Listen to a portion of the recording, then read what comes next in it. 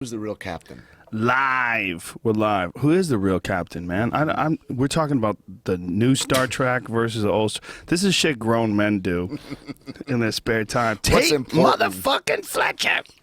Is that Echo in New Mexico? Yeah, it's my Nuevo shirt. Ah, Nueva Cerveza. You know, that New Mexico might be the only shape of a state that sort of makes sense. It's fucking square. Basically square. It's like square, but like it looks like on the bottom, some dudes just had some miscommunication. Like, fucking dude, you're supposed to be over here. That's Mexico had the miscommunication. Oh, the line. They just want that good part. Mexico wanted, like, there must have been like a cool elk hunting spot. Probably. And New Mexico's Whoever like, the governor yo, was we like, need, we gotta have a sorry about we it. need this little area, this little block off in that corner. New Mexico's like one of the premier elk hunting spots in the country. Yeah. Different. Like when I was a kid in Michigan, we would hunt, and maybe, but I don't know, when I was like 12 or something, stuff changed, and because elk used to be not hunted, and then they opened up a season on them. So fucking elk, you could like walk up to a herd of 100 deep, and there would be, I would remember there'd be sentries. They would post like young bull elks all around the perimeter, and Really? it was fucking wild, dude. They were almost tame, and then the year after they opened up permits, as skittish as white-tailed deer. It was really crazy. One of the best hunting experiences I had there. I was in like a pit blind with a bow, and there were a bunch of doe at a feed pile, and then I was in this big rye field, and I hear like come through the woods, and then another, and these elk met, two bulls, and they started smashing horns, and I was fucking blown away. The deer didn't give a shit. They're like, just eating whatever, not even our species, we're good. And it was awesome, man. It was. I love growing up. The woods are rad, man. It's so cool that you got into hunting, like that, and you're deep in it. Like, I'm too deep. There's nothing better. I'm than obsessed.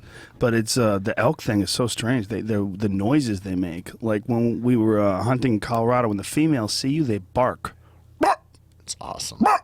Like they Different let hunt, everybody too. know. They It's let like- everybody know. It's so open. There's all that huge tracking. Like you got to be an athlete. New Mexico and Colorado, it's a different kind of hunt. Well, than it is. Colorado, where we were, was in the mountains. So it was all trees and stuff, and it was all about hiding behind trees and bringing them to you. and being on a run or something. Yeah. Yeah, trying to be near where they are.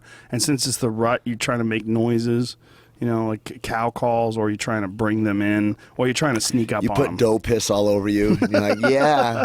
Is that the new shit? Okay. I was listening to this podcast. It's a TED Talk podcast, and I don't know if you've ever seen that video, but there's a video that got around about when they reintroduced wolves to Yellowstone Park. Yep. But you can't hunt in Yellowstone Park. So the animals in Yellowstone Park are the same way that you were talking about those elk. Yep. Elk are the same way. Like they somehow or another know that people are not going to hunt them. That's the weird thing about it and how it changed. Like Yeah. in one season, I'm like, how are they all symbiotic in this way where they all communicate? Because none of them had been hunted. It's Yeah. like all of a sudden all the fucking elk knew, though. Yeah. It's wild. I mean, you know what it's like, I think? You know how, is there something wrong? You know what it's like? You know how you see birds when they fly and those Right. big... Or schools of fish. Yeah, schools of fish, when And they all do turn on a that, dime. The flocks just know where everybody's going. Mm-hmm. It's weird. There's some sort of strange There's communication. a telepathy, I think. And I think that you read that book, The Rise of Superman? No, I haven't. Heard it's awesome, though. Awesome. And they talk about, I think the movie was Transformers, that all these dudes in wingsuits went off the, is it the Sears Tower in Chicago? Yeah. And making almost 90-degree banks and stuff. And they're Yeah. like, and there are four of them, and they're following each other. And if one guy goes, after I see you move, I'm too late. Right. I have to move as you're moving, or else I ruin the airflow and all that, and then I hit the building. Jesus Christ. And so these guys practice in the Alps, but they talked about that you need to be in that flow state, and that you start to work with each other in a way that is supernatural. Yeah. Which is crazy because I felt that flow state as a singular person in different events in my life, but like that kind of thing where they're working in tandem with each other and they're all talking to each other, and I think like that's the way that fish move, or that's the way, like, what is it that gives a frog the sense to jump off the lily pad right as the hawk is diving before the hawk's moved, or whatever. Like all those fish, it's not like one turns and then the rest follow. They all move uniformly. Yeah, the schools of fish and the flocks of birds are so magical when you watch them like dance in the sky.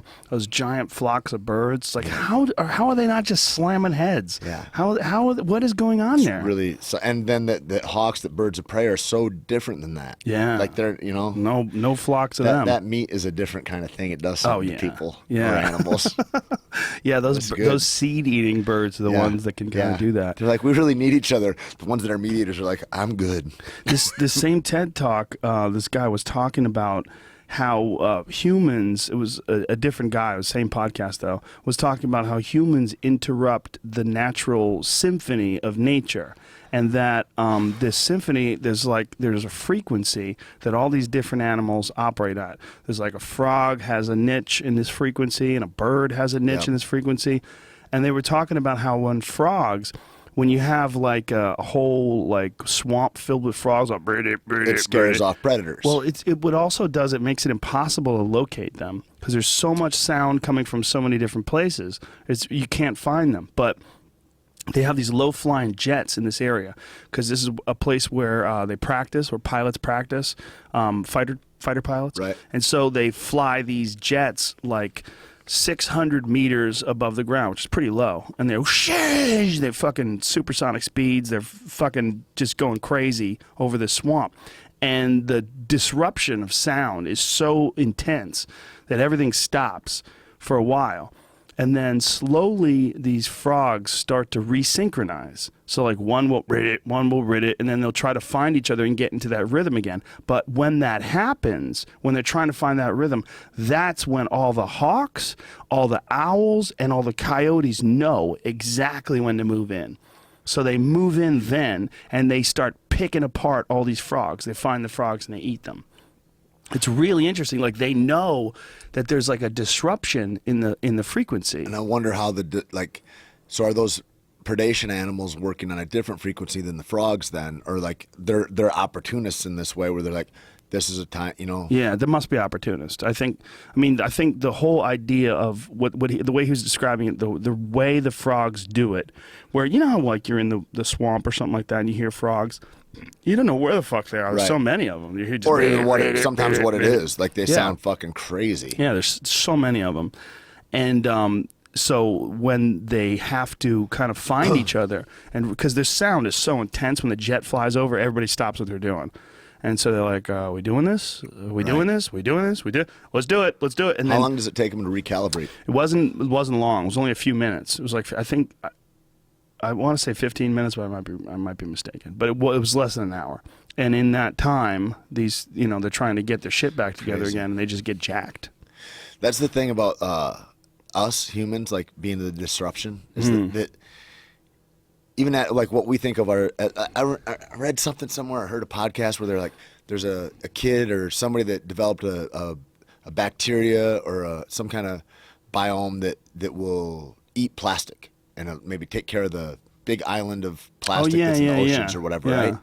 And I started thinking about that. I'm like, we're fucking idiots. Like, we created plastic. Like, that was our solution then, too. You know what I mean? It's like, we put nuclear reactors on the biggest fault line in the world where it's the most active. Like, that's how smart we are.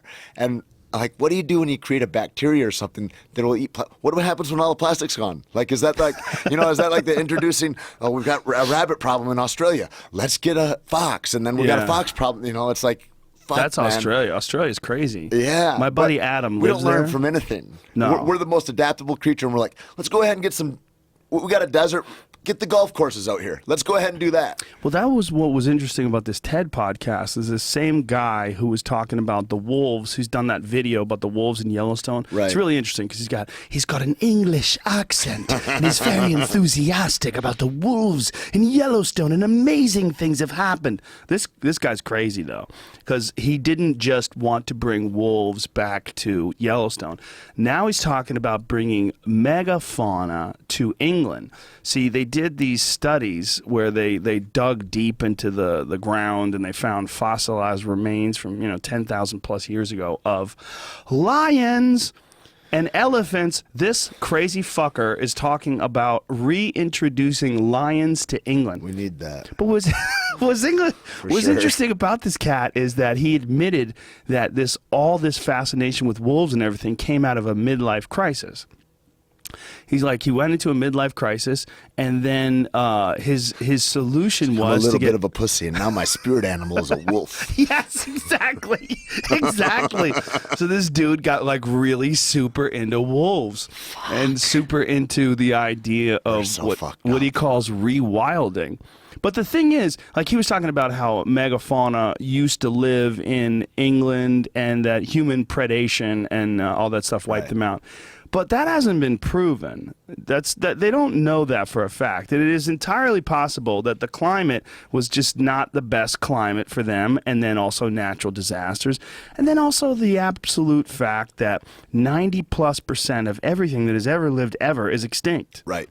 So this guy's idea of reintroducing, don't want to kill nothing, don't want to let nothing die. We are the ultimate pussy, arrogant fuckers that are building golf courses in deserts. It's crazy. Well, the wolf thing is so fascinating. Well, then, okay, so there's both sides of that. Yeah. I've heard both, like, it's awesome that we have wolves again there, and then I've heard people are like, this is really the decimation of an environment. Like, this changed the environment and the topographical makeup of Yellowstone so much that we're retarding growth in a lot of ways, or all, like, I mean, anytime you reintroduce something, there's an alteration, but like, is it for the good or the bad? Like, well, it's good for some species. It's really good for some birds. It's really good for a lot of different kinds of plants and trees. It's really good for trees because Yellowstone had such a huge population of deer and elk and bison and all these different animals. They were just eating the shit out of all the grass, and the trees got thicker and they grew taller. Like within 6 years, they grew much taller. It's part of the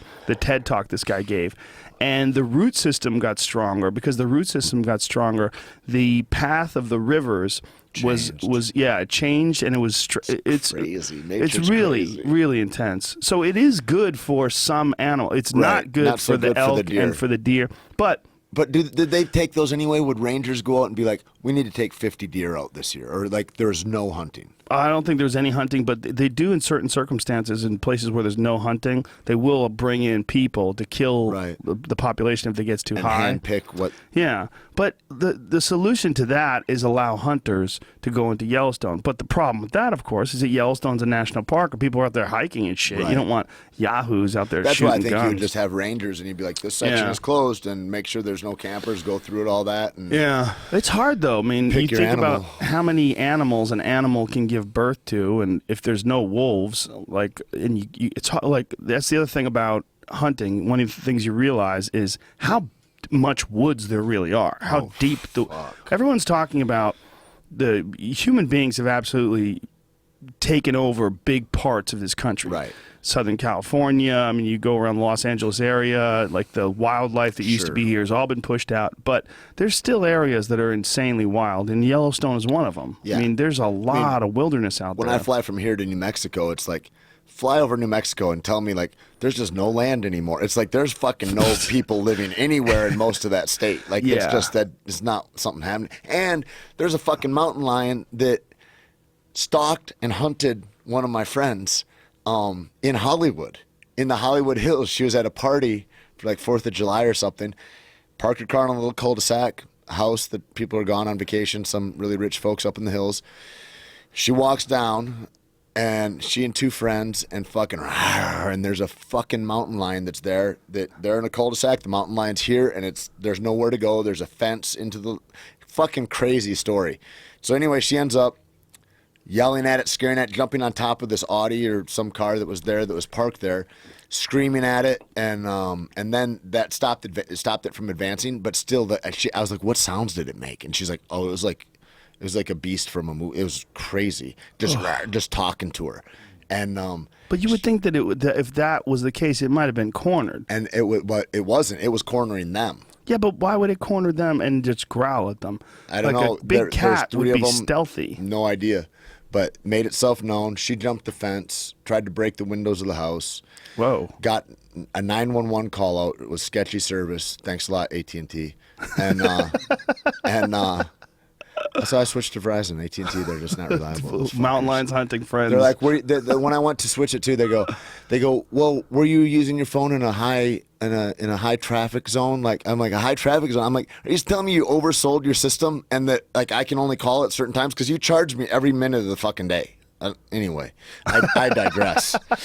And then the phone call dropped. It was awesome. I was in the Verizon store. I was like, "This is the phone call dropped to the AT&T guy while you were in the Verizon store." That's adorable. And the AT&T guy goes, "No, my battery went dead." I'm like, "Motherfucker, you're a tech geek. Like, you know your shit is bunk. You know on the street your friends laugh. They're like, oh, you sling that AT&T shit. Like, you know that's like, fuck off. Come on, just tell me it's funny. You know it's funny." He's like, "No, I don't understand what you mean, sir." I'm like, "I can't even talk to That's you, man. baby powder cut cocaine, Yeah, son. come on, stop all that.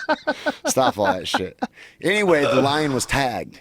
Oh, And yeah. so that's why she didn't get charged with like an attempted breaking and entering and all this shit from the security cameras on the people's house. Because they knew where the lion Because they're like, was. yeah, the lion fucking was down. And I'm like, so you got tagged lions that are in high density population, like right in downtown Hollywood. I Yeah, was we're like, that's super awesome. super arrogant about mountain lions. Oh, in California, man. you can't hunt mountain lions. They're not hunted. Right. So because of that, their populations have skyrocketed. In this place that I'm going to, the Tejon Ranch, there's one water hole that they have where they took pictures of 16 different mountain lions. I mean, they have a massive population of animals up there because it's 270,000 acres. Whose ranch is it? It's privately owned. Privately owned giant ranch, and it's just huge. And there's nothing going on up there other than hunting and some, I think they have a water pipeline goes through it and a bunch of other ways they make money off the ranch. But it's not like there's a lot of people there. Right. It's very, very few people go in and out of the ranch. So these fucking cats have the run of the land, and there's elk up there, and there's deer up there, and there's a lot of pigs up there, and they just party. I want to put GoPros on them all. Like, can you imagine, like a fucking stalk, like, be badass. Why do I think someone did something like that recently? They put a GoPro on something. Those park rangers, they're not fulfilling their fucking need. If they're not dart those things, put GoPros on them and let's watch. Well, how long will the battery last, though? I don't know, man. They need to get Tesla in there. Figure it out. Let's go, Elon. Do something for this world. You've got a battery that'll never fucking disintegrate and that we're going to keep around forever that's polluting the environment for sure. But you can't get that on a mountain lion? Come on. Use it for my entertainment at least. Serious. I think that there's going to be, in the future, there's going to be batteries that just don't run out of juice. Like, we're going to look back 100 years from now, they're going to laugh at us. Like, piles of batteries and landfills and Hopefully we get to the place where we can be laughed at. Hopefully, if we make it, right? I mean, that's the thing is I think we get just smart enough. I mean, you say it all the time, just smart enough to where we can go ahead and have our own destruction. Yeah. Because of our progress, because we won't stop progress. It's that weird thing. It's like that thing I think Duncan was talking about, that Elon Musk put $10 million towards, like, this is going to guard us in the future against the rise of the machines type shit. Well, yeah, he wanted to stop artificial intelligence. Well, he wants to protect us, or at least analyze artificial intelligence. That's the thing is, like, show me where progress got halted. It's like progress, it just spurts. It's like a weed. You know, you my can't hope stop us. My hope about progress is they figure out a way to make no residue, like that no footprint. Well, not like there's no waste. Like the idea of like right now we create pollution, right? But we had that. How did we have that? Did you ever read that goddamn book about food? Anyway, and it surveyed 3 different meals, and one was like a fast food meal, another was like a all organic home cooked meal, another was a meal that like you made everything, like you made the flour, you harvested the yeast, you did all that kind of stuff, and it was The Omnivore's Dilemma was the name of it, and like farms used to be like that. Like you'd have some sheep and some pigs and some chickens, and they would shit all over here, and you'd be growing wheat or corn or whatever over here, then they'd move over here, and then you'd move your crops over here. And so you had a continual fertilization and self-utilized farm. And then we moved all the animals off the farm and put them in feedlots, and then now we just grow one crop over and over again, so we need to have... Yeah, but even if they're doing that, you're still using farm equipment. The farm equipment had to be built somewhere. The construction materials, there's residue, there's waste, there's all sorts of pollution that comes out of the machines themselves. There's some people that are trying to figure out a way how to take carbon dioxide out of the atmosphere and utilize it, how to take waste, like what all the different waste products that people create with all the different things that we do, whether it's making computers or whether it's driving buses, and figure out a way to turn that waste into something profitable or into something useful. Have to be hella profitable. Well, it'd have to be hella useful too, right? Like that's the idea behind this, the plastic island in the ocean. Right. How do you utilize that? Yeah, it's not really an island. People get mad if you call it an island. Because you can't build a house on it? Exactly. Yeah. You can't sell We real can't estate live on there. that, so fuck you. It's not that. All right, I figure it made its own environment, though. Like, what do we call it? It's a Cancer? floating Do we call it shit. cancer? Floating shit like the size of Texas. They don't even know how big it is, really. It's like that's disputed. I like too. how all the plastic finds each other. Everybody wants community, even plastic. You know what I mean? I think that's beautiful. It is beautiful. It's like a love story. Plastic, a love story. Plastic, That the could love. be a new show So right that should there. be one of those little 15-minute shorts before you watch a kids movie. You know what, dude? That's what I need to do. Fuck all this other shit. I need to get a job with like Chevron or something, or the plastic companies, and I'll be the guy that goes out there. I remember when we were filming Two Guns, and I was like in Louisiana, and that fucking they just fucked up the whole Gulf. It's like, way to go. Oh, you were there when that happened? It was right after that, and so it was just Did you after. smell it? No, I didn't go down that. It wasn't like that right there. I wasn't on the shores, but like How far away were you? we're in New Orleans. Like, and how far away is that from the water? I don't know. Not that bit. far, right? The river runs out into it and all So that. you didn't smell anything crazy, or But I mean, no more. I mean, New Orleans smells fucking weird. Anyway, there's a lot of new smells to me. It smells like it's like voodoo. I went to Bourbon Street and I was like, this is just like, and they got everybody at Walmart hammered and brought a party bus and dropped them off. And that's what Bourbon Street's like. It's a trip. Bourbon man. Street's awesome. It's fucking crazy. I love it. And then it feels like you walk back all through that quarter and you're like, it's all misty and shit. And you're like, this is like where Jack the Ripper lives. Like, it's fucking eerie as fuck back there. Like, and there's tranny hookers and fucking all kinds of darkness all through there. It's a trip. There's a but lot anyway, of darkness. BP is doing all this shit, and they're going, look at what we've done to help. And like, I could be one of those spin doctors for the plastic guys. Look at the what love we've in plastic. done to help is It was adorable. awesome. I was like, I really believe these guys. These are great commercials. Look what we've done to help. Even though we've dumped millions of gallons It's like of oil. Halliburton. They could be like, look at all these dead Iraqis, and they'd be like, look at what we've done to help. And then they could show them Baghdad like 5 years ago and Baghdad now, and it's a little different. It's like, it used to be like New York City. Now it's caves. Pat, well, what we're trying to more do than is 5 years. we start from scratch and then do it right this time. go back to the cave people and do it right. You know, that is one of the arguments that historians use. Like, it's in the beginning of Dan Carlin's Hardcore History series Yeah. on the Mongols. Did you listen to that? Uh-huh. You know, he's talking about Hitler. Yeah. In the beginning of the thing, he was talking about how the way people talk about Genghis Khan today, they say that he opened up the trade routes with China and all the things. They try to put a positive spin on what he did. But the reason why they could do that is because it was 1,000 years ago. Right. But if they try to do that about Hitler, it's too soon. He's like, Right. it's an interesting thing that people Funny, do too when it soon comes is to a history. Funny hashtag. Hashtag too soon. Hitler. Hashtag too soon. Hashtag blessed.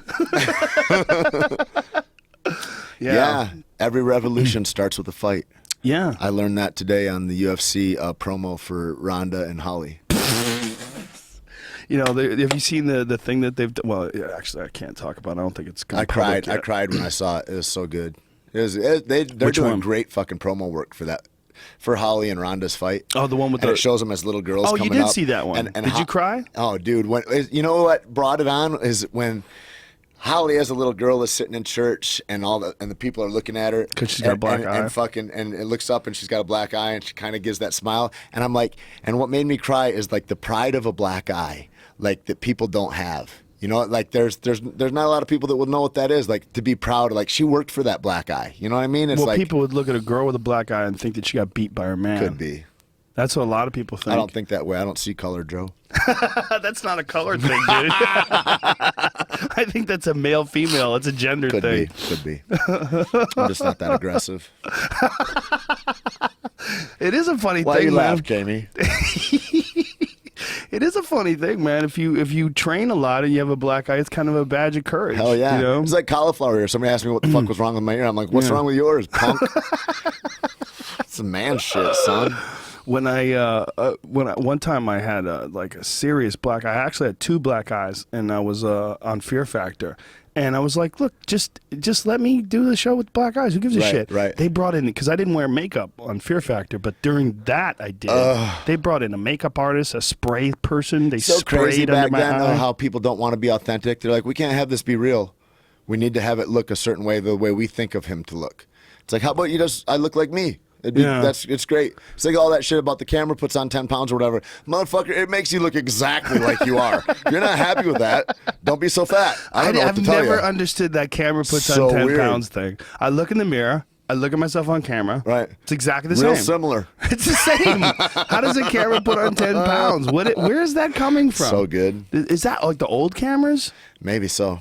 Maybe like them old. With some kind of flex lens, Maybe. like a circus lens. Maybe it was like before they had HD. Fucking funny, man. You know, when I was on news radio. I think it's just people are pussies and they'll make any excuse to not have it be real. Like it's That's not my true. fault. I don't need to be accountable for that. It's Well, the camera. I'm in really good shape. Yeah. It's just this. I watched what I camera ate one time in makes me 82. have a gut. When I was on news radio, it was right when they were introducing HD cameras, and I'll tell you, man, actresses were shitting their pants. Really? It was crazy. Yeah, they were like they'd have conversations in the makeup room, like we're gonna need a lot more of this once the HD cameras come. Holy But they were all fuck. scared because you could have a girl Those that makeup people like to be scared anyway. They like to create a drama. it wasn't the makeup people; it was the actresses. actresses. Yeah, but they were. Well, those are of sound mind. They're all stable women. Well, they knew that they looked Yeah, better on yeah, TV yeah. than they did in real life. You look at David Caruso and Oh, Jesus, when that poor or in real bastard. life, it's like holy fuck, In real life, he looks like a zombie. dude. And 106. Yeah, at least 106. Yeah. 106 with like Some a good real diet. real crypt keeper shit. Yeah. Yeah, he swings kettlebells. Does he? No. That guy's like, is he a smoker? Is that what's He going looks on? like he must be, but he's also redheaded. You Those know, redheads. He's got that Bill Burr shit. But Bill Burr looks great. Looks really good. He looks healthy as fuck. He's got the funniest thing too about facelifts. Like Does he? he's like I'd rather look like he's like he's like I'd rather look like a 40-year-old guy than a 29-year-old lizard. He's like clearly they don't have that shit worked out. What are you doing pulling your face straight like that? It is weird, He's man. awesome. There's this lady at my daughter's gymnastics class who's got monster face. I call it monster face. When those poor ladies, they do their lips So and then nuts. they shoot rubber into their face to Yep. fucking fill it up, and then they pull that bitch back, and then she's monster face. Like you look at her, you go, oh Jesus. Yeah. Like you can't like. But meanwhile, she's right next to a 70-year-old lady who looks fine. You know, you look at her, you go, hello, how you Yeah. doing? Like you don't get weirded out at all. You're just looking at an older woman. That ageism is a weird thing, and the self-talk that happens around it that people do is like it's a fucking trip, like what people run from in that way. It is. Well, it just feels like. But then they don't do the shit can't that would really control do it. it. It's like, don't you want to move well all the time? Don't you want to fucking like be able-bodied and all? No. But I could get some surgery to do something. Like fuck. Well, they just want to look good. Right. Like, there's some people that look good until their face moves. Like, they can convince themselves they look good Right. because they're, like, looking in the mirror, and then everything looks okay as long as they stay still. Yeah. But once they start talking, you go, hey, your fucking cheeks aren't moving, man. Right. Like, one time we were in the green No room. facial expression. We were in the green room of the Improv in Brea, and this remember when Joan Rivers and her daughter had like a reality Yep. show, and I was high as fuck. And you're wondering, who do I want to fuck more, Joan or her daughter? No. Oh. And that's how neither one of those were an option. But I was looking. We were really, really high. It was me and Diaz, and you know how that goes. Yeah. So we're in the green room, and we're looking up at the screen, and I couldn't. I was freaked out. I mean, just like nervous and terrified at Joan Rivers' face, because her face was like a rubber kabuki mask. It's absolutely as if when you're looking and you're like, it looks like somebody's about to explode. It looks like there's an impending something happening and you're not sure what, but it's like it's so fucking not right. Well, it just looked frozen. It looked like frozen and rubber and weird, and she died getting operated on, right? It wasn't plastic right? surgery, though. I don't think it was plastic surgery. Isn't that how Kanye's mom died too? I think so. Yes, I think she died from plastic surgery. Anesthesia going Yeah. under for Yeah, that's That going under is no bullshit. It's weird that we live in such an advanced society, but they're like just putting people to sleep. We might kill them. Don't know. It's so rare, though. You have to be of poor health to go under. I've guess. gone under a bunch of times for surgeries. I mean, I've had both my knees done, one knee twice, my nose done. I've had a lot of shit fixed, and they just put you under in their front. Like, you never hear of a fighter dying when they go under. It's usually older I people think or I've been people under that are 4 in poor times, health. maybe. What have you had done? My knee, my shoulder 3 times. Damn, you had your shoulder done 3 times? Yeah, I was an Fuck. overachiever. They scoped it first, and then I ripped that one out, and then they did another one where it was a real aggressive thing. They changed my anatomy around in that shoulder, What? and then What does that mean? They your bicep head goes in, and they cut off the bone where it goes in on one of them, and they moved it and screwed it in underneath to be like a physical block, so it wouldn't dislocate. Yeah. Which then you fast forward 15 years later, and I was having a lot of AC joint hurt, like trouble, and there's just rubbing together. And so this other doctor, he goes in and he's going to clean that up, and he says it'll be great, awesome. He looks at my x-rays, he goes, oh my God, who did this to you? And I go, it's not very encouraging. What do you mean? Fuck. He goes, just nobody ethically would change your anatomy like that. Like that's, and I was like, it was a cutting edge shit at Michigan State University fucking 15 years ago. Like, I don't know. Wow. So anyway, but it's been solid since then. That's my good shoulder. So did that guy do it again? That guy just cleaned up my AC joint. That was the 4th surgery. So when they clean it up, like what do they do? Like I know my friend Melissa from the UFC, she really just had her know. shoulder done. She has I think they shave it. They Yeah. put some kind of fake synovial fluid maybe back in it. They try Really? to influence cartilage growth, perhaps. well, hers was bone growth. Like when you have like any sort of an issue, like a lot of arthritis Right. and rubbing, like you see that a lot of time in spinal stenosis around the spinal columns. You'll see growth like on the edges of the spine. Of the discs. Yeah, not on the discs itself, but on the hard pieces, the spine. The disc is the Yep. stuff in between the spine. Yep. And the what do they call those things? What's the spine bone? What's a bone? I think we did spine bone. Spine bone. Yeah, I know just what Well, you're talking about. Disc is your backbone. The disc is in between that. There's Yeah. a semi-permeable, like pumice-crete type yeah, deal. that's the mushy stuff. Yeah. and that's the stuff that cushions everything. Right. and the bone Like a shock around absorber. it when it's vertebrae. Thank you. God Jamie. damn Thank it. you very, thank you very much, Jamie. I knew there was a word.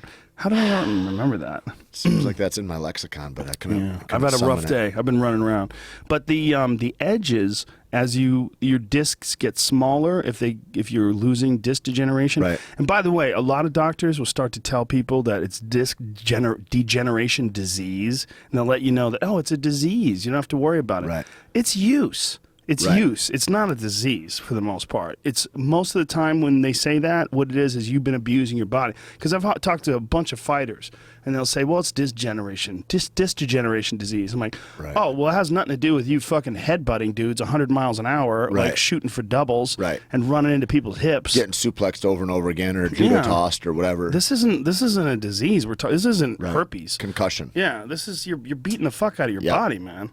But the edges they develop like bone spurs. Like the bone tries to grow, and almost like your bone is trying to fill in the area where it knows the spinal disc isn't Yeah. there anymore. It's weird how your body fights for homeostasis no matter what. Like going into that. That's like they said. My shoulder. There's enough scar tissue in this one. That's probably what keeps it from getting dislocated. The scar tissue keeps it in place. Yeah. Wow. I got to get on that stem cell shit. Dude, stem cell shit is the best. Vegas, you still got to give me that guy's info.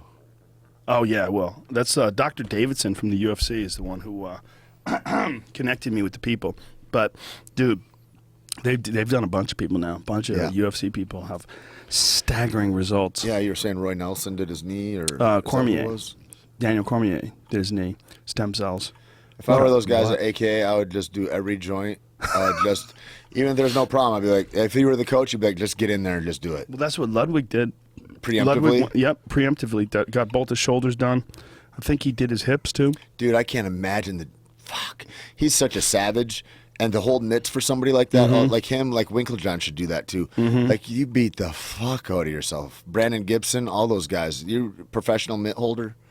You need to do that. That's worse than fighting. Yeah. Yeah. For your shoulder joint health, that's horrible. Especially if you're holding mitts for some fucking for gorilla. fucking John Jones. Yeah. Come on. Well, John Jones hits hard, but like imagine like Travis Cain Brown. Velasquez or Travis Brown. Yeah. Or, yeah. Bam, Yeah. bam, bam. Alistair Overeem. Alistair, yeah.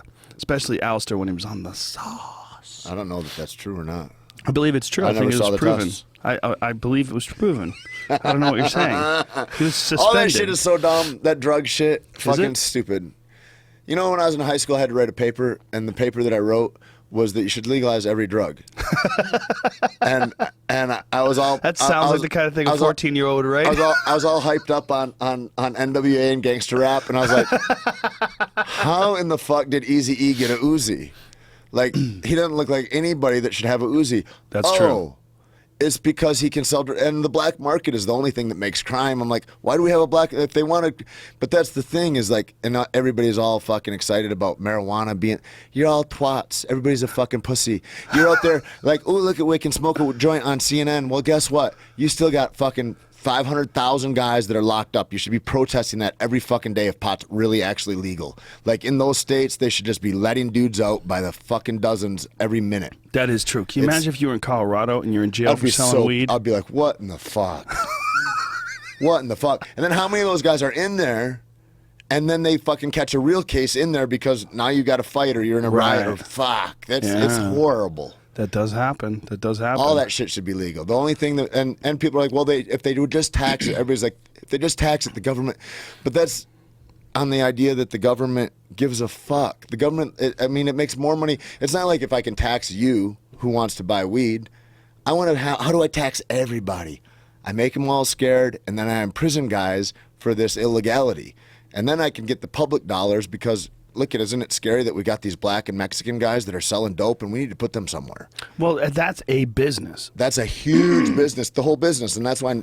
Well, that's a business, though. There's another business. The other business is legal marijuana, where you make more money from tax dollars from legal marijuana in Colorado. Yes, they do. And this year in Colorado, they made more money from tax dollars from marijuana than they did from alcohol for the first time ever. Okay, but what I would love to see, because they tax it very high. What I want to see then is those numbers versus all the public and federal money that comes from taxpayers that goes into law enforcement, whether it's at sheriff, drug enforcement levels, DEA levels, FBI, like all the different funding, which is fucking huge, and all the prison shit. Like, where's all the public tax dollars? Show me that the taxing on pot is more than that, and I would agree. But well, it's not more than that now. I bet it's dwarfed. I bet you're right. I bet you're right. Well, especially drug enforcement is weird because you're looking at a blanket. You know, you're looking at pills. You're looking at heroin, coke.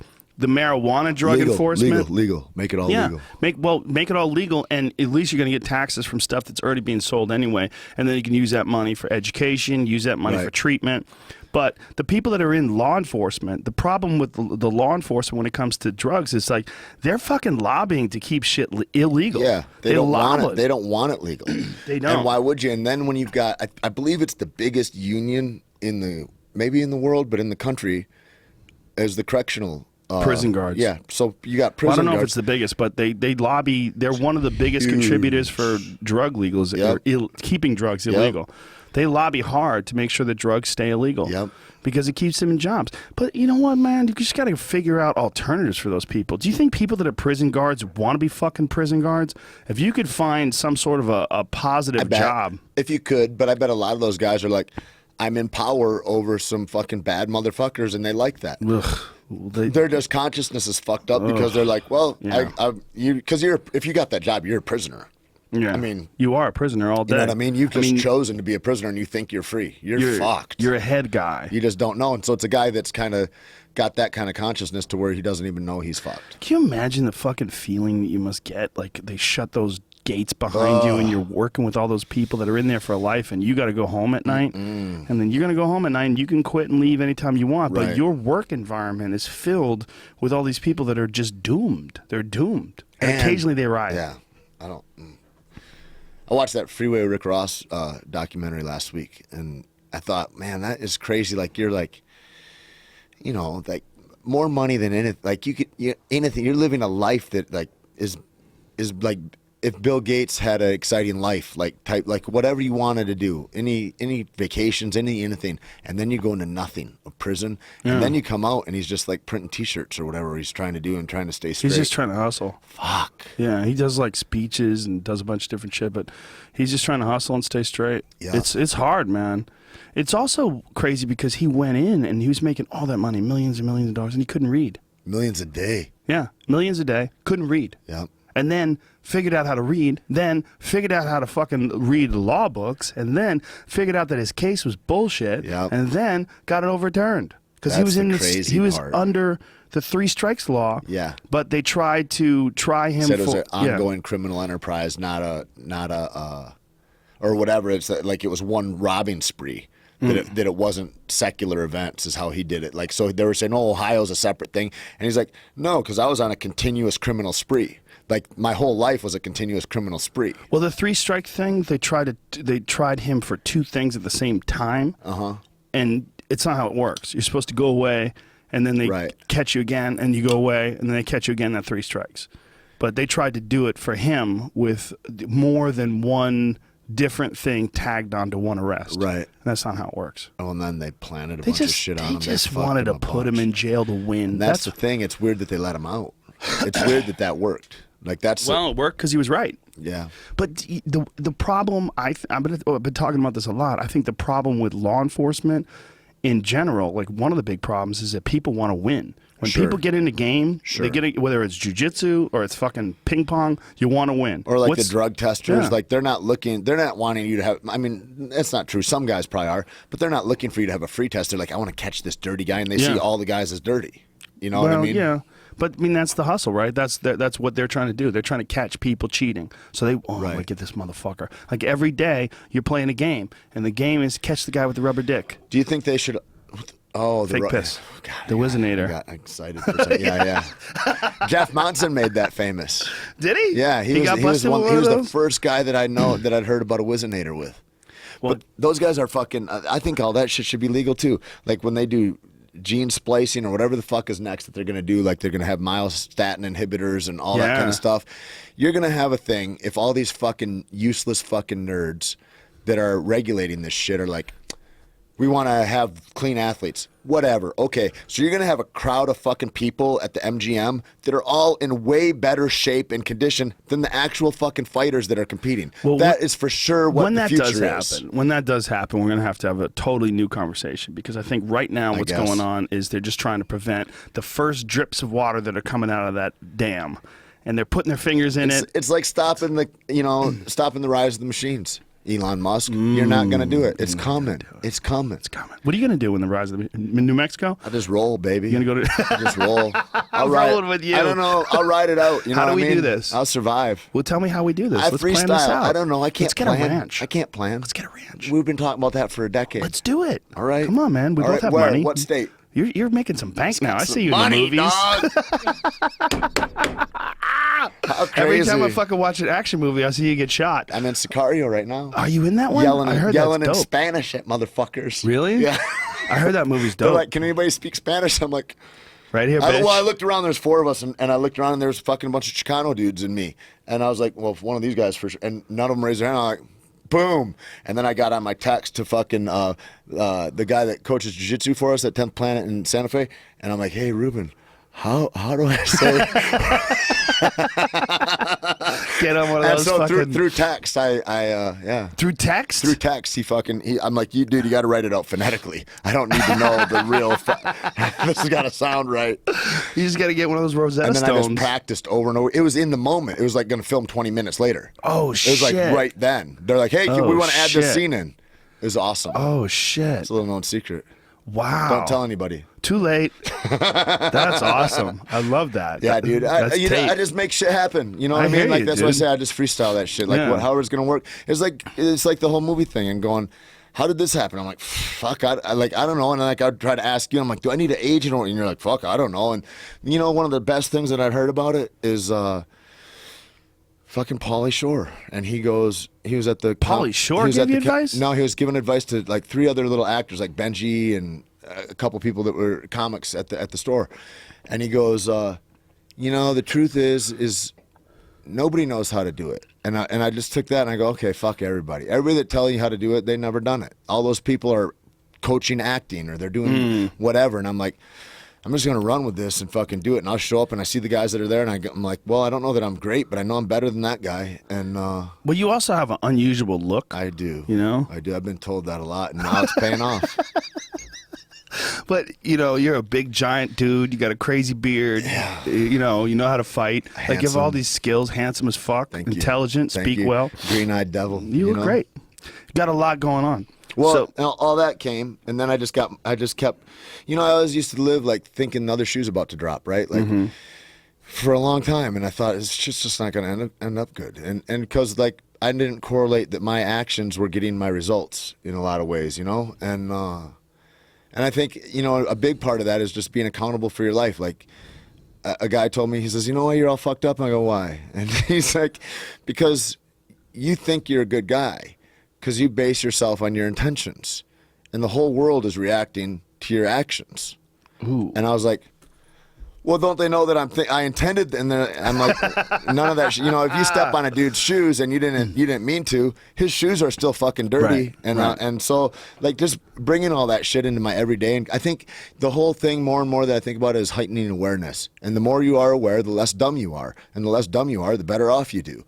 That's a really good. But you can point. train yourself to be more aware. Yes, you can. And it happens all the time. And you don't just get it, but you get layers of it, Yeah, layers is the whole. That's a great way of putting it. The whole way you just said it is a great way of putting it. I think a lot of people think that they're a good person, right? But they'll do douchey shit, or they try to get away with something because they're hustling, they're broke, and Dude, they're able that to fuck someone over. Self-reflection. It's that constant self-reflection, and people are like, "Well, how are you successful or whatever?" And I'm like, because I'm a loser, like I remember talking with you, and you're like, I always felt like a loser too, like when we would go on the road and shit, and you're like, because I'm living a life that's different than other people are living. I'm not a 9-to-5 guy or whatever the thing is, and so you're living this life that's out of the norm, and it's like, and thank God you get to be an uncommon man in that way. The other way would have killed me, and you, and Eddie, and Ari. And you know what I mean? And Duncan. And you look at all of that, and I go, that's no fucking mistake that we're all doing well, happy, positive.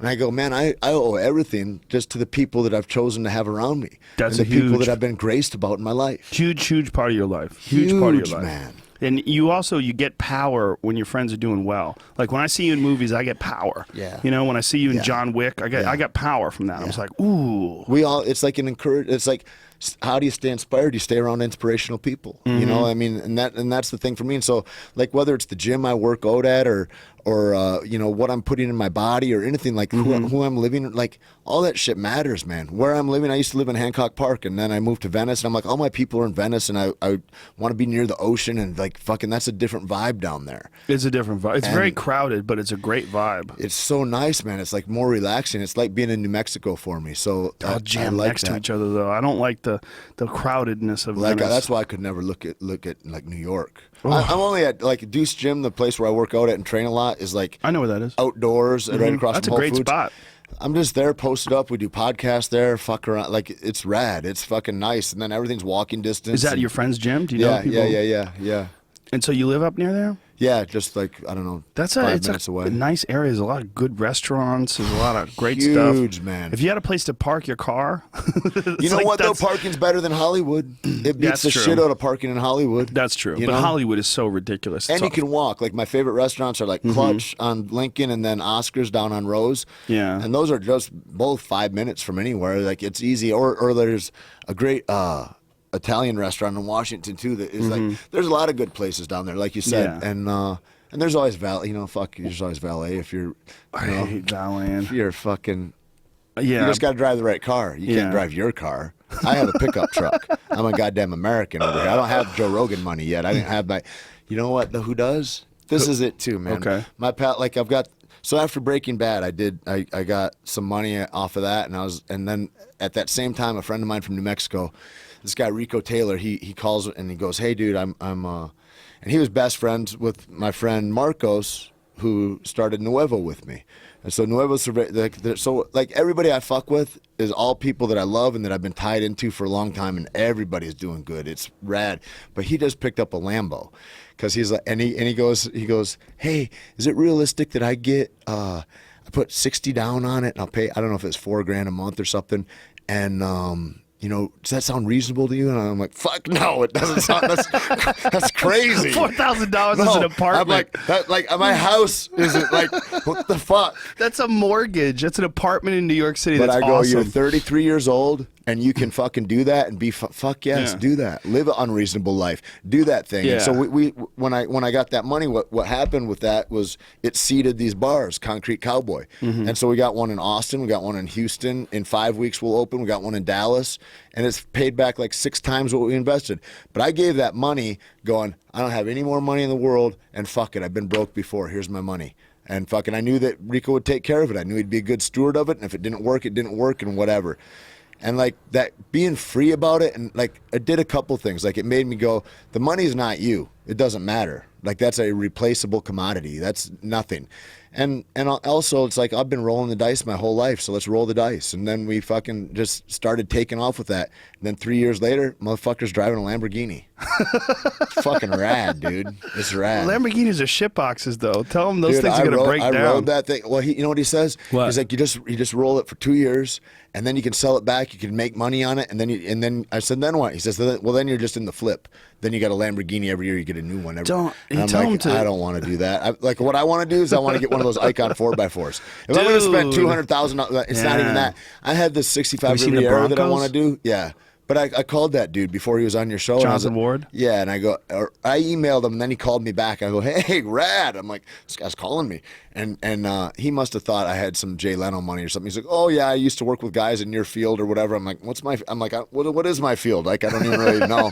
And he's like, well, an actor. And I go, oh, okay, cool. And he's like, yeah, to redo your Rivi, it'd be like, around 400. I'm like, you're talking the wrong fucking guy. $400,000 to redo your Riviera. Crazy. What did he want to do to it? I don't know. Ground up, like the whole digitized and redo the whole undercarriage and the whole brake system and the steering. $400,000. I don't know. Because but those anyway, Broncos. if you guys can come in under 400, holler at your boy, Tait Fletcher on Instagram. Because those Broncos are 2. He does those Broncos, and they're done to the tits. Yeah. They're He's 2. got those though, and then he's got like the reformers, and then so they're different price points. And I think if you bring your own a box of hazards to him, he probably thinks about it a different way. Who knows? Well, he does a bunch of different kinds of cars, but one of the coolest ones he does is those old Toyota Land Cruisers. Yeah. He takes like those FJ62s, like they don't even look that cool. And then he puts a Corvette engine in them.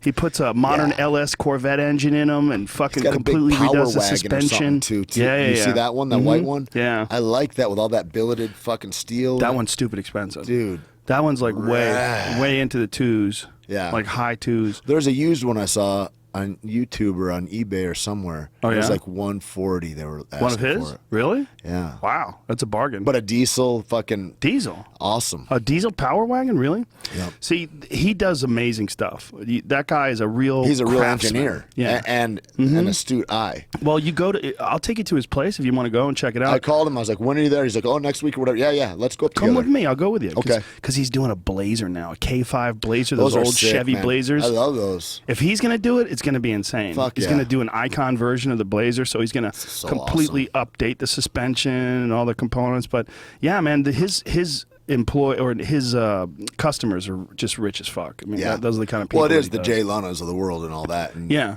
I mean, I heard him on your show, and he was like, yeah, Dana wanted one, but he didn't want to wait or whatever. And I'm like, holy fuck. Like, that's... Yeah, it takes over a year. I mean, he has full-time employees working on your car for over a year. Yeah. I mean, that's why it costs $200,000. But when you go there, you get it. Like when I went to his shop, I'm like, oh, I get it. It's like, yeah, you could cut a lot of corners here, there, and have it look the same and cost $100,000.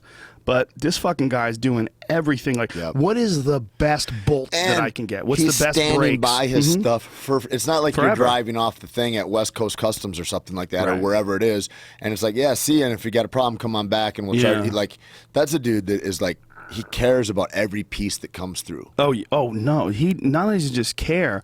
That guy, if he doesn't care, he won't build it. Right. He won't build it. Yeah. Like if That's he's a not beautiful excited thing. about it. When he said no to Dana, it's Yeah. like, how huge is saying no? Like being like, that's outside of my Well, if Dana integrity wants one of those what I've set up. Broncos, all he has to do is wait around and say, "Contact me whenever you got one for sale." Well, like and the other Bronco thing- number 1 just went up for sale. He could throw money in an account and go, here, I'll prepay for it. Just holler in a year Yeah. when it's done Yeah. or whatever. Well, Dana's You're just still gonna want it in a year. impatient. You're still gonna want it. Yeah. Next year, Yeah. you'll be like, "Can I get one now?" Well, you could have if you would have given me money last year. Yeah. But now it's another year. Yeah. Well, it's more now. I think he's in a 2018. That's the thing about the Broncos. getting better at anything. It's like there's gonna come a day when you want to get better. Mm-hmm. Fucking do it now. Like that was one of the best. Like one of the so many coaching like sports has given me so much. But Mike Van Arsdale one time he would do like guided meditation sometimes after practice, and so there's fucking 40 sweaty guys laying on the mats. He'd turn the lights off in the gym at Jackson's, and he'd go, "Hey, I know you guys. We did a lot of technical wrestling today, and you think, hey, I'm young. There's a lot of time, and I'll be able to get this. I'll put this together. I'll piece it together. I got a little better today." He says, "I just want you to consider that there's a guy that's demanding to be better right now. There's a guy that knows he needs to get it today, and you're going to have to fight that guy." So he's like, fucking turn your fucking learning curve up. And like, he would really speak into that kind of a voice of going, it's not just, ooh, when it happens, it happens. It's like, demand that you get better now. And that's a powerful way to look at stuff. I think that's some wrestling mentality, man. Those wrestlers are fucking, that's a different breed of guy. They're like, I need to do this now. Well, I think you have that with boxers. You have that with kickboxers. You have that with anybody who is just fanatical about improvement. You have to have that insane, just the drive and to belief. perfection and belief. Yeah. But you got to be obsessed, man. If you're not obsessed, you're not going to beat the guy who's obsessed. No. I remember when I saw fucking John Jones when he first came down. The first time I'd ever seen him was when I never knew anything about him until he beat up Stephan Bonner.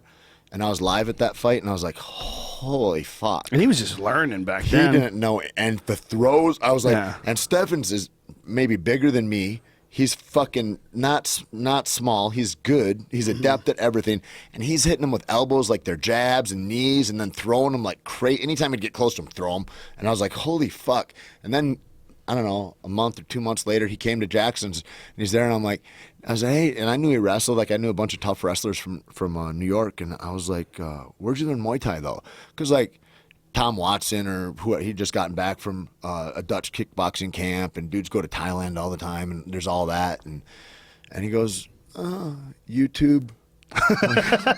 You fuck, what the fuck? Like dudes are dying, and you're just like, he's like, well, I look at it and I go, huh, and then I believe, and I'm like, holy fuck, like no proper training.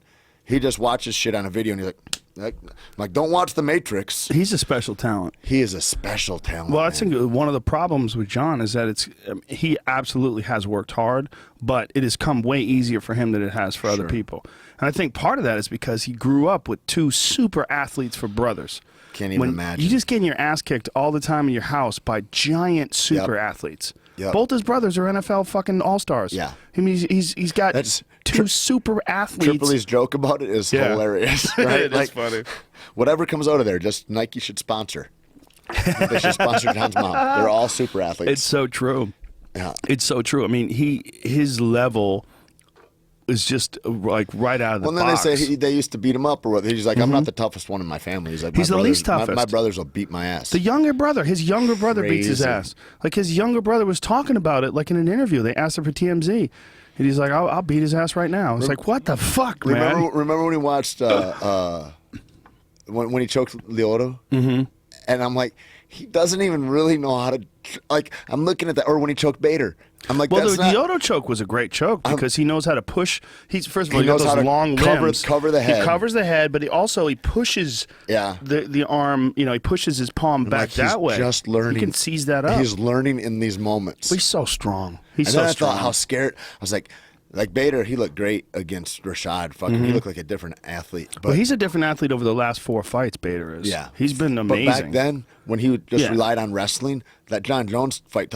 When do you see a sun-kissed kid wrestler pull half guard? Yeah. Like that, like it's, and he just was like, I don't want to get in a bad position. Maybe I can hang on to this. And Yeah, that he was it. just overwhelmed, I He was think, too. and I mean, that's a kind of power that like he'd never felt, and that's a huge top of the food chain wrestler. Like Well, that's it just shows crazy. you how special John is. Special.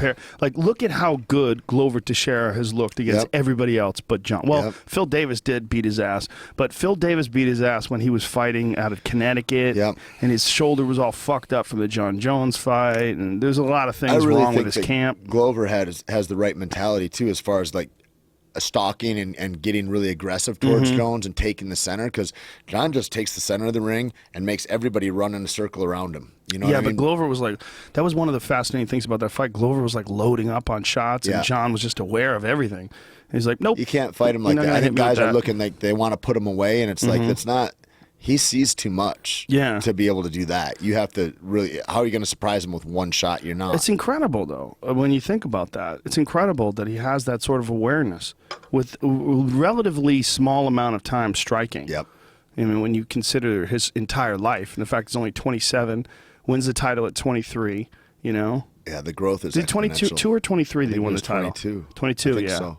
I mean, I hate what happened with him. I hate to see a guy run into that classic cliche of partying and just messing up his life, and then the hit and run. It's like, God damn. I think it's that youth stuff, you know, and it's the thing that like I would just ask everybody to be gracious looking at it in that way, because it's shit that maybe not everybody does, but a lot of young dudes, you go through that shit, and he went through it at a little later time maybe, but a way public time. Like he's, you know, I think that's the thing, that when you're so publicized like that, people are going to see all your warts, and there's nobody that's walking without warts. It's like, that's one of the problems with the way we view, I think, politics, I think everything. It's like, you know, before the internet, like all those politicians are pretending that they didn't fuck kids or have affairs or do blow or whatever. Kids? Who got busted fucking kids? Do. Come on. That's Jared. But that, I know like, what you're saying. You know, that kind of thing, and it's like when you live with transparency, like we have a lot more transparency now. It's like everybody's seen. There's no cover-ups of scandals, right? Except 9/11. But beyond that, what about chemtrails? Black helicopters. Yeah. Yeah. I wonder if it's going to change politics in the future. If people are going to be forced to just be human. And that's the thing, and grow, you know? And be a real person, because that speech type style of delivery where they're not real, you know, that they do with, you know, ladies and gentlemen, the President of the United States, my fellow Americans, today is a day that will live in infamy. There's a bunch of speechwriters that have this template, and they want to put that template on. But it's also like the tone, the way they speak, it's all fake. And I always wonder, like, are we going to come to a point in time where a guy gets on stage or a woman gets on stage as the president and speaks like a human and says, here's our situation. Right. This is where we're at. We have a real problem with Syria. You know, we have. You gonna run for president with Kanye West? I think. Well, you and Kanye. Kanye. You could fuck Kanye up in debates. Well, for sure. You would run trains on that dude in debates. A train. He would try to talk over you. Has a connotation that I would do with other guys. I think I gave you your time, sir. That'd be awesome. I'm not Taylor Swift. That would be awesome. You know, I think I don't know. I feel like you know, we take a lot for granted from old ideas. You know, and like it's like goes back to Pauly Shore going, nobody knows how to do it. There's no path. Well, you make your own path, right? That's the thing, because Pauly came from stand-up, and there's absolutely no path in stand-up. Like, no one, because at least like with acting, you're really going in for a role. Why don't you fucking do it? I'm going to go on to some open mics. Tait Fletcher, let's do it. But I think the same thing. Bravo wants to do it again. Oh, really? Yeah, he's down. He wants to do it again. Cool. You know, I had Eddie do it. Like, he probably did like. Remember those days, like 8 times. Yeah. What did he say? Well, he was like, you know, he's like, I had this joke that I thought was just awesome, and it was about hookers, and it just didn't come out. You know the one. And anyway, but you know, you look at all these old ideas that people have, and even like this whole stigma of like, well, we have low attention span. We're looking at it wherever my phone is. We're looking at our phones all the time, or we're this and that. But you know, you look at that and you go, okay, if I were a corporate media thing and I wanted to put out a fucking new entertainment thing, and it's going to be anywhere from an hour to 3 hours long, and it's just going to be guys talking. Any corporation would be like, that's never going to catch on. We need sound bites. We need MTV News. Like, we need And you look at podcasts, and you look at what they are, and people are fucking more invested in that because it's real, because there's authentic voices to it. Well, you know, that was one of the number one things that people said to me when I first started out. Like, you can't do 3-hour podcasts. Right. And I go, why not? And they said, well, because no one's going to listen to 3 hours. I go, well, they don't have to. Right. You could just shut it off. Like, I don't get it. That's why like, it goes Ari to, like, and me had like an argument about it. As long as we're just having fun, who gives a fuck? Ari was like adamant about it. You have to edit your podcast. I'm just telling you right now. You have to edit your podcast. I go, why? He goes, because it's too long. I go, well, so what? What does that mean? Yeah. Why do I have to edit and it? also, more importantly, is that a road that you've walked? You have experience with yours being too long? Well, everybody was comparing Nobody it has to a any, show. but nobody a had any show, experience at all. But they thought about it like a Comedy Central Right. show, like an hour-long show. Which then speaks to the thing about old stuff. Old ideas. You got to put away your old ideas if you want to be on the tip of the spear. You well, know? also, don't you think, I mean, my point of view was like, you and I, long before we ever did podcasts, we always had these conversations, you know, before a show or after a show or hanging out. We would talk for fucking hours, hours and hours. And it seemed to me like a half hour into the conversation or 45 minutes, shit just started getting cooking. Yeah. You know, and then, you know, an hour in later, we're like, yeah. And then blah, blah, blah. And then the stories come out. I remember this one time. And those are the fun conversations And for as you me. get to know each other, and then you make that into an audience, and then they get to know you, and then there's not like, you know, there's not all this these barriers between us all. We all see our similarities, and there's less dissension, there's less animosity, there's more understanding, there's more graciousness and generosity. And like, if we could get that way with everybody, if everybody like felt that way instead of this corporate dominion, like, here's what CNN says that we need this to be. Also, you have direct feedback from other people about what you're doing. Right. And that feedback has been super valuable to me, man. Even the negative stuff, like, nobody likes to hear criticisms about what they do, but if you consider it and find, well, is there any truth in that? You could find out a lot about your style of interviewing people or talking to people, where you make mistakes. And no one's perfect. You're not going to make mistake. I mean, you're not going to have a podcast that every word comes out perfect. It's just not possible because you're free Even when you do your ads. Yeah, I free How ball. much do you stumble on? All the time. And it doesn't fucking matter. Well, if somebody were directing you, they would want say you to do it again. Do it again. We're going to do it again. You don't have. I mean, sometimes I have to do it again. Sure. But the reality is that this medium is new, and no one had it before. And this medium is like, they gave these kids the controls. Like, they gave these kids the ability to broadcast a radio show, and then they just did it their way. Right. And then they go, well, why don't I just start talking? Let's just see what happens if we don't have commercials in the middle of it. That becomes the thing, is like, as long as you're having fun as the person involved in it, who gives a fuck? Yeah. It doesn't matter what the result is in a way. It's like, it's kind of like, it's like a fight or a comedy sketch or what. When you go up and you try a joke, it's like and you're trying to figure it out and do it the best you can. In real time. Right. In real time with no script and no back. And that's like being in competition. It's like, in competition is where greatness happens. People figure shit out in a crazy way inside of that kind of pressure. Right. And so if you step on stage, you've got an increased amount. It's not like you're in your living room in front of your mirror trying to say a fucking joke. Right. It means something different, so you grow more in that competition. The seconds mean more, the fucking moments mean more, all of that stuff. And you don't get that if you're not willing to throw it out and expose yourself live. And that's like putting this live on the internet. Like, that's a huge exposure. And either you're an authentic person that's got something, or you don't. And it becomes, like, I think it's super visible, and I think it's super important that we all get to that instead of all these masks that we wear all the time, you know? It's like, and to me, it doesn't matter. If you're, like, it's like Ari saying that, I'm sure I know he feels differently now. He laughs about it now. But, like, so does that mean that you don't have a conversation that's more than 15 minutes with your friend? Like, well, it's not I'm even gonna a get bored in a 15-minute minute. thing. It's just like, he thought it had to be like an hour because a show is an hour. But not a real hour, 42 minutes, because we got to have time for commercials. Yeah, there's that too. Well, they also, most people do the commercials in the middle of shit too. Yeah. You know, and I was like, man, I tried. You watch that show? There's a new Fear the Walking Dead. It's the new Walking Dead. No, I've seen an ad for it. Dope. Really? It's dope. It's so good. I thought The Walking Dead was going to be shit, and I watched it, and I was like, and then I watched like 6 or 10 episodes, and I was like, this is stupid. It's the same episode over again, and then I watched another 20 episodes. I just couldn't stop watching it no matter what. Well, you know what? Fear the Walking Dead is interesting because it's less special effects. Right. You got less zombies, and it's better. And the way it's shot so well. Whoever the director is, and whoever the cinematographer is, or the camera director, they're bad motherfuckers because it's done so well. It's done like a really good movie. That's cool. And there's very few cut the shit moments in it. It's really good, man. Dude, this new show that's coming out is Westworld.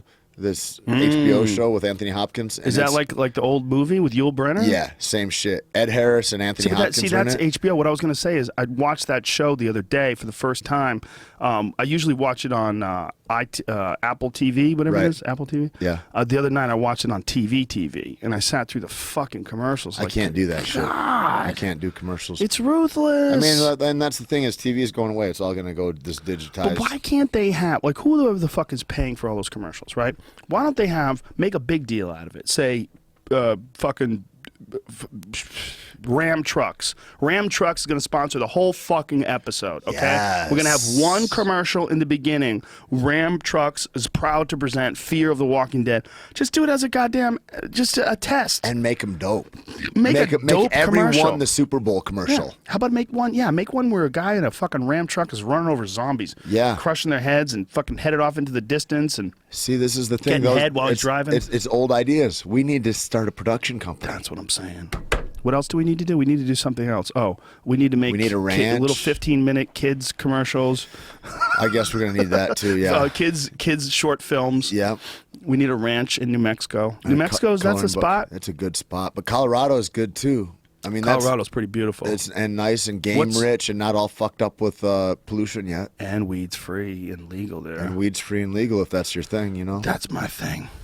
I like free and legal no matter what. I don't have any use for weed, and I love it free and legal.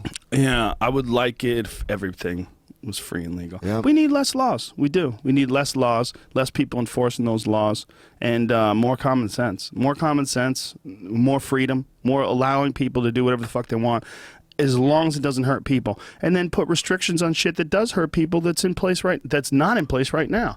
Right. Like financial shit. Like how about the fact that none of those guys that caused the financial crash of 2008 are in jail? It's so crazy. How about that? How about that? That's like the whole thing about being accountable. Yeah. Like I don't hang out with, like, if you weren't accountable for your actions or responsible, I wouldn't fucking hang out with you.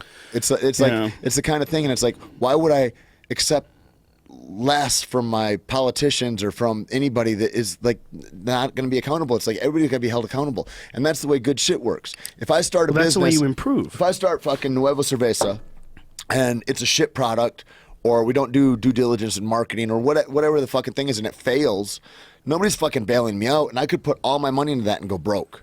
Like that could be the thing. But GM, they have a failing business model, and we're gonna go ahead and write them a check for $1 trillion. Like what the fuck is that? Oh, you mean like the bailouts? Yeah. All that shit. It's like that doesn't make any sense. All that too big to fail shit. Shit shouldn't be too big to fail. Well, they did pay back all those loans though, and they are profitable now, and they have improved and made incredible vehicles now. So, I see your point in some You ways. gotta let shit die. Yeah, but god damn it, then they'd have no 2016 Corvette, and that thing's pretty sick. Who needs a Corvette? How if you drive dare a Corvette, you are a douche fucking I have a nozzle. Corvette. You know I have a Corvette, right? Stop it. That's not a real Corvette. That's an old school Corvette. It's not like one of these that's brand new off the lot. Here's my 1987 Corvette. Like, stop all that. 87? 1987? You know what I mean? That's the dark years. Hey, they're all dark years after fucking 72? Yeah, but until about 2013, 2014. Well, the newer ones are pretty dope, dude. You can't ever... Your boy with the Lamborghini, I'd take Corvette over a No Lamborghini. way. Yes, sir. You know why I wouldn't? Why? Resale, and then I would buy a truck. How about... And a house. How about America? Keep America strong. Keep America strong. You know what the best thing about Keep America Strong is? What did they pull the NASA space shuttle with? What did they pull? A Toyota Tundra. Oh no, they didn't. Did they? Yeah. That's awful. 100% awesome. It's a good so truck good. though. I'm like, how did that get through? Toyotas are good trucks. Fucking You the have a best. Toyota. Yeah, that's my favorite. That They're Tacoma. great. They don't I love break. it. They don't break. ever break. Yeah. They're coming out with a diesel too, I heard. Well, that's why everybody fell in love with those Land Cruisers. You know, that's what they used to say in Africa. If you want to get into the bush, you bring a Range Rover. You want to get out, you bring a Land Cruiser. And that's why I love that dude John, because he's like all about making it last forever instead of all these like I'd love to have a Mercedes or a BMW or something. Like, now that I'm able to, it'd be great, except that I'm not I just can't fucking buy something that's going to crap out in 60,000 miles. They all have an expiration date where there's like, now there's real problems forever with the rest, you know? And I don't, it doesn't need to be that way. I don't want to support that kind of culture. That's rape culture to me. How dare you? Yeah. That's why I like those Lexus trucks. I got that Lexus. Yeah. That LX I like 570. Infinities. Dude, those are dope and they last forever they too. are not as good. They look good. I've had that, They're and I've handsome had the looking. Lexus. The Lexus is a better truck. I had Not a better Lexus, looking. and then I got a Infinity, and then I got. You ever seen my new one? I haven't seen it. It's dope. It's a Is it spaceship. outside? Yeah, I'll show you. Oh. They make awesome trucks, man. They make awesome trucks. They also, the Lexus trucks, they're actual real 4-wheel drive trucks because it's based off the Land Cruiser platform. So they raise up. They have locking differentials. Rad. Like if the shit hits the fan, Yep. you could actually go off-roading with a Land Yep. Cruiser. You could go off-roading with a Lexus LX 570. It's the same car. It's the same as a Land Cruiser. Rad. But there's a lot of electronic shit that the old ones didn't have. The old ones, what people liked about them is you could just drive those motherfuckers through the desert, take them over a mountain. Yep. They're so durable. Yep. You know? And Jonathan Ward, what he does to them makes them way more durable. He puts polyurea coating over the entire floor of the car. Like that shit is never rusting through, ever. He puts these rock sliders on the side of them that also act as side impact beams. Awesome. Somebody hits you from the side. He puts solid steel bumpers on them, American-made bumpers, these giant fucking bumpers with a winch, a worn winch to fucking pull you out, 8,000-pound winch to pull you out of fucking trouble. Yeah. He's got these jerry cans in the back that carry water. Oh, okay, yeah, he's got he puts these roof racks on. This is what we need for with the a ranch. ramp on the front that so that they don't rattle at speed when you're on the highway. It's Freedom- so genius Freedom what he's Ranch. doing. The Freedom Ranch. Let's call it the Freedom Ranch. Yes. Somebody probably already took that in Texas. And you know what we do? We call in Tim Kennedy to be our engineer for how to do the security perimeter and what all we need in there is exactly to survive. He'd get bored. Well, he wouldn't stay for sure. He'd be like, I'll come visit you guys now and again. I need adventure. He would have to fucking go off and do something else. He's like, let's go shoot pigs out of helicopter. That's the big thing. I'm like, Is that what he does? fucking do that. He's crazy. That's my next trip to Austin. To go do that? Is that, yeah. Yeah. Austin. Well, that's the thing about Texas. If we want to have a ranch in Texas, they already exist, and they have game ranches. And you can shoot all the pigs you want. Well, not just pigs. You can shoot. They bring in all these African animals, and so there's no regulations I saw on a them. deer They're that was privately owned. African. That was like it was one of these high fence ranches, and they had a lot of that exotic Like an game in axis, there. Yeah, axis deer. Yeah. You know, you want to jump over an airplane? Jump out of an airplane? Yeah. You know, the dude from that MTV show just died doing that. I don't know who he is, but my friend Andy Stumpf, he does wingsuit shit. Oh, fuck him. And so he was a SEAL Team 6 fuck guy, him and fuck that. right? And he's wild. You gotta have him on your show. Would you wingsuit it? I wouldn't wingsuit. Like, you gotta know some shit. I have never jumped out of an aircraft, but he used to teach. He taught my cousin, who he went through buds with Andy. Where does he live? Andy was an instructor. He lives in San Diego. Bring him up. And Bring him up. I You will. and him together. I will. And Does he drink?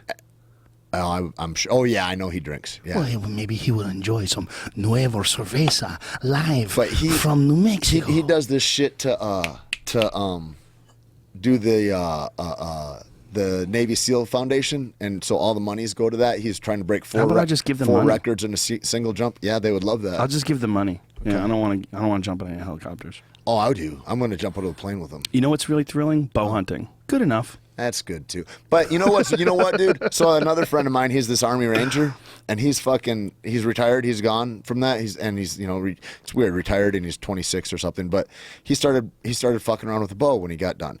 And he's a real he doesn't talk to anybody. He's a real soloist, kind of likes to go sit in the woods by himself and he started messing around with bows. And I go, oh, do you shoot a compound bow or what do you shoot? And he goes, no, he makes his own, of course. And, one of those guys. So he went to recurve, right, first, then he started making his own. And I go, why is that? He goes, well, because it's like, the other one's like shooting a rifle. He's like, it's just, there's nothing. He says this, and like, so he's like, all wants to be on horseback and shoot it. Like, he's a fucking trip and deadly Mongol as fuck. style. Those guys are a trip. That's some different level shit. When you talk to those guys that are special operators like that, like I'm listening to Andy, and Andy's talking, he's talking about like, oh, there's a SWAT team guy with us, and he's like talking about his MP5, and he's like, why do you have that? And he's like, that's a fucking useless weapon. Like, I hit a guy 8 times in the chest with that across the room, and he walked into the other room. I mean, he laid down there, but it's like he fucking like that's fucking. He's like, well, I just use it for sport, for target practice. He says, oh, well, that's okay then. He's like, you really want to get it. He's like, just under the eyes and above the teeth. You want to get in that area. And I'm like, holy fuck. When anybody says above the teeth, you're talking about shooting a person above the teeth. Oh, God. He's amazing. And you're like, this is one of the kindest, friendliest guys. And then you hear, and you're like, holy fuck. Some of the nicest people I know were special operators. Some of the Really nicest dope. people I know. I talked to him too. I'm like, how come there's, he gave me a real insight into that about how come there's not more like withdrawal from war from guys that are special operators than regular guys. It's like everybody that has PTSD, like there's a ton of it. And he goes, yeah, there's not a lot in our community. And I go, why is that? He goes, well, because if you're a regular guy on the ground, infantry guy, you can't engage. You have to be reactive. You have to be fired upon or whatever. There's rules of engagement. And he goes, for us, we're predators. And we're going out to engage. And so it's a different mindset. You're in a place of either being defensive or offensive. And if you're defensive, you're prey in a way, and you get to be reactive to that. But he's like, we're out hunting. And he's like, also, by the time you get to that level, you're very dialed in about who you are and what you're doing. Which That I thought makes was sense. super interesting. That does make sense. He's like, it's very, like, because he talked to Tim too, and Tim's like, like, that shit's not present to him at all. He's like, yeah, no, I'm fucking Yeah, well, good. when he was on the podcast, we were talking about it. He's like, we're talking about people that are throwing acid on girls that were going to school. He's like, yeah, I kill those guys. Yeah. Yeah, and when you say it like that, I'm right there with you. Yep. If I was there, I get Yep. it. I get it 100%. And that's the type of guys you want. Fuck yes. But there's not a lot of those guys out there. I mean, there's No. a reason why it's so fucking hard to become a Navy SEAL. Yeah. There's a reason why it's so hard to be a Ranger. It's not easy. No, that's the kind of shit like Marcus Luttrell talks about. He goes, you've got to be, if you get through, but you've got to be willing to die. You know, my cousin, he was in SEAL Team 2 and he got in a gunfight and then he got shot up and he's recovered now and I think he just screened for SEAL Team 6 and it's like a year after his injury, but two of his friends died in a pool and they're in Training? yeah, and it's a completely controlled environment. And I was like, what the fuck is that? Well, you know what a lot Like, of how that did- is? huh. My friend Eric Crisp said when he was going through it, they make you drown. And so that right, you have and resuscitate you. That's Yeah. part of the training. Yeah. That's like the beginning of BUDS for everybody. But these guys are already active duty combat SEALs, and I started, and then like a few weeks ago, it dawned on me, and I think about like, everybody's got safety and comfort. Like, here's where we live, right? And then like Greg Jackson always say, you need to be comfortable where other men are uncomfortable. Like, you need to raise your breaking point to where it's unreachable for them, and you can smash theirs, right? And like so there's safety and comfort, and then there's death over here. And so if you're pushing it in like a combat arena, like for me, it's a certain thing. But then you get more and more, it becomes opaque where death and your discomfort is. And those guys are so used to being uncomfortable and in the worst situations possible that they probably can't see it. And so they're underwater in a pool and they're doing whatever they're doing. And they drown. And it's just too late. And they don't, I think it's something like that probably, where they're so fucking tough, those guys, that they erase all their warning flags, whatever our body puts up as like warning, like you need to stop this now or you're in danger. I think that it just goes away for those guys. That shit doesn't exist for them anymore. There's levels with people, man. There's Levels. There's levels of competency. There's levels of excellence, and there's levels of toughness. Yep. And then there's people that put themselves into situations. You go, you know what, man? This is like to the average person, you would go, this is just not a smart place to be. But to them, it's home. Like Yeah. that's where they're at. That's where they live. Yeah. You're like, this is very uncomfortable for me. I don't like this. And they're just feet are kicked up on the couch. They're like, this is great. My friend Cameron Haynes sent me a text last night. Dude, Cameron I Haynes, follow the that bow guy. hunter. He's got awesome. fucking what a life he He's a leads. stud. Love that guy. He's in Colorado right now, bow hunting. He bow hunts constantly. What I love about he was, that- hold on a second. yeah. He was bow hunting 2 weeks ago with his friend Roy, who got him into hunting. This guy from Oregon, who's his best friend, got him into hunting. This guy's a guide up in Alaska, and they got a moose. Really difficult hunt. They're in the middle of the fucking snowstorm, and it was 6 inches of snow. They're trudging through. They had to, find these moose, and they finally got one. And it was like this big triumphant moment for him. He sent me a text yesterday that Roy died yesterday. Fell off of a cliff while sheep hunting, 700-foot drop, and died. And this is a guy that he was just with. And this is one of his best friends, if not his best friend. And he died the day before yesterday. Fell 700 feet. And this is that's what we're talking about. That's like they're Yep. always that close to that. I mean, especially when you're sheep hunting, these rocky, steep. Ice, Yeah, and loose gravel. loose gravel, and Cameron was supposed to be sheep hunting with him on that trip, but they had to call it off because the snow was too dangerous. It was so much snow that it snowed for 10 days straight. They couldn't get to these mountain areas. And if there's snow also and you're trying to climb up these mountains, you don't know what the fuck you're stepping on. You're stepping on some loose rock underneath that or snow. Or a crevasse that is like just snow that's capped, that's cut, and then you go right through. Right through, and then you're fucked. Yeah. Yeah, and he fell 700 feet to his death. Crazy. Yeah, that's... How did Cameron turn the corner to where he was able to monetize his life to live? It's only recently. He's been doing it forever. Fucking cool. He's been doing it forever. He just hustles, man. Because I know a ton of guys that are like that. Job. Oh, really? He has a full-time job. He works for the Department of Water and Power in Oregon.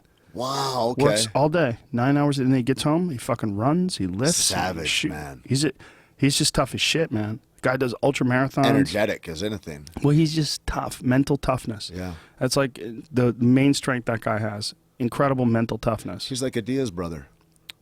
In a lot of ways with the endurance aspect of it, yeah. That kind of thing, just gritty determination. Just hard work, man. It's Guy cool. just works hard. It's cool too because he's not in.